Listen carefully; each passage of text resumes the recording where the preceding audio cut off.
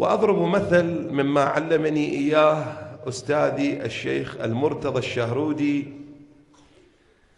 حينما قرأت مجالس نسوية في لبنان وأخذت منه هذه النصيحة. قال: لا تبدأ بالنظر إلى بناتك وأخواتك الحاضرات إلا بعد أن تدمع عينك. فسألته: ولم؟ لا تبدي مجلسك وأنت المجلس في بعض دول وحتى في الخليج أيضا، في دولة الكويت وفي لبنان وفي غيرها يوجد مجالس نسوية، وفي إيران كذلك. لا تبدأ المجلس حتى تدمع عينك. لما؟